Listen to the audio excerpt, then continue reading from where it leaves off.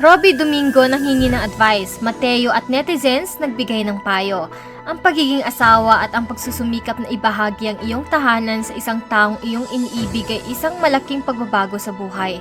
Makatarungan ang pagsusumikap na laging magpakita ng maganda dahil ito ang iyong unang pagkakataon sa pag-aasawa.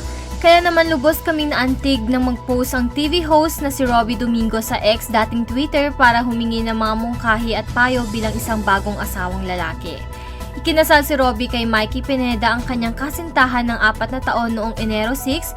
Nangako ang bagong kasal noong November 2022 at sinabi ni Robby noong 2023 na itutuloy pa rin ang kasal kahit na ang kanyang fiancé ay na-diagnose ng dermatomyositis, isang bihirang autoimmune disease na nakakaapekto sa balat at mga kalamnan. Note to self, number 1, ihiwalay ang puti sa decolor. Number 2, ibaba ang toilet seat. Number 3, magwalis para happy si Mrs. Isinulat niya sa platform ng X noong Enero 15 na may mga heart emojis. Ang unang punto ay nauugma sa paglalaba kung saan ipinapaalala ng TV host sa kanyang sarili na hiwalayin ang puting tela mula sa may mga kulay na tela. May mga suggestions and tips pa kayo? Tanong ni Robby na may kasamang emoji ng ngumingiti na may pawis. Ang aktor na si Mateo Guidicelli ay nag-alok ng tulong sa bagong kasal na TV host na si Robby Domingo na humingi ng mga tips habang siya ay nagsasanay sa buhay pag-aasawa kasama ang kanyang hindi showbiz na asawa. Sa kasalukuyan, si Mateo ay bumida sa Black Rider at nag-host din ng unang hirit. Ang post ni Robby ay nakakuha ng 9,600 likes, 466 quotes at halos 500 na mga sagot hanggang sa ngayon. Kasama dito ang sagot ni Mateo sa kanya, "Text me." Ang comment ng aktor ay nakakuha ng 1,500 likes. Ang komento ni Mateo ay mabuti ang naging pagtanggap ng ilang mga gumagamit ng X. Nagsabi kay Robby na may sapat na karanasan ng aktor bilang isang may 4 na taong kasal. Haha, i-text mo daw at Robert Marion si Kuya Matt for more husband tips. Haha. Ang isinulat ng isang Pinoy. Yeah, consult the expert. Haha, sabi ng isa pang gumagamit. I'm sure expert ka na dyan, Matt. Isinulat ng isa pang Pinoy. Si Mateo ay ikinasal kay popstar royalty Sarah Geronimo simula Pebrero 2022, bago ito sila ay nagde-date na simula pa noong 2013. Bukod kay Mateo, sumagot din ang kanyang mga tagasunod sa kanyang tweet upang ibahagi ang kanilang mga tips. At ang bahagi ng mga komento ay agad na naging isang ginto para sa mga kasal. Narito ang ilan sa mga nagtamo ng pinakamaraming likes. Takpan po ang toothpaste tub, sir. Ilagay ang pinaghubaran sa laundry basket. Isampay ang ginamit na towel. Huwag iwan pakalat-kalat ang sapatos at medyas. Maghugas ng pinggan. Pag may period siya, make sure na comfortable siya. Huwag iwang basa ang sahig sa buong CR after maligo.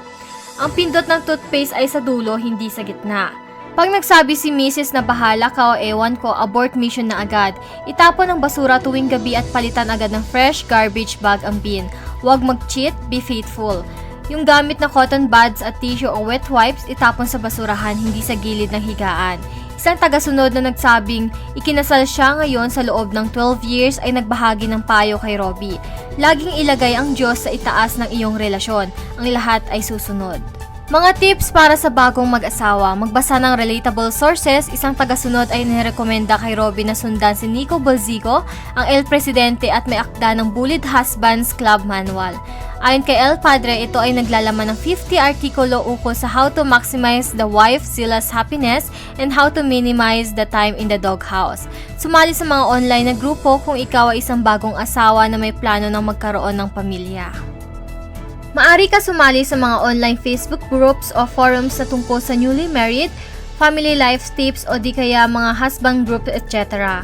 Tandaan ang bawat araw ay pagkakataon na maging mas mabuti kahit na nagsusukimikap tayo maging mabuting asawa, ama o kasama. Ito ay ating paalala na hindi natin ito magagawa ng isang gabi lang. Kinakailangan ng araw-araw na pangako na maging mas mabuti at ang alinman sa ating pagsisikap ngayon ay pinapahalagahan.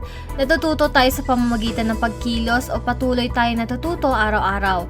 Huwag baliwalain ang mga paghihirap sa pag-unlad dahil ang mga ito ay kinakailangan. Maglaan ng oras para sa sexy time.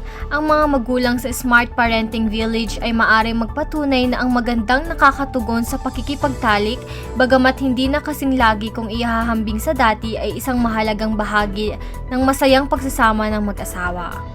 Ang magandang pakikipagtalik ay nagsisimula sa pagiging malambing at ang mga sandaling ito ay nakakatulong sa inyong dalawa na makipag-communicate ng mas bukas, suriin ang mga bagay na nagpapasaya sa inyo at sa inyong partner.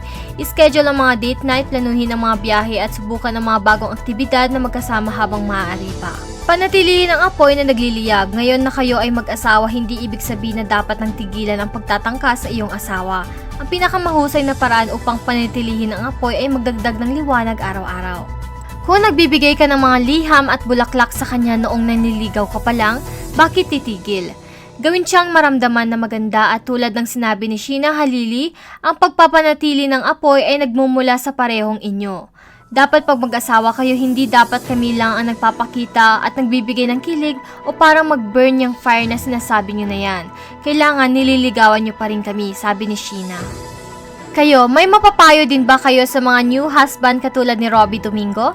Comment nyo na yan at i-like at subscribe ang aming channel for more trending news, tips at story from us. Thank you for watching!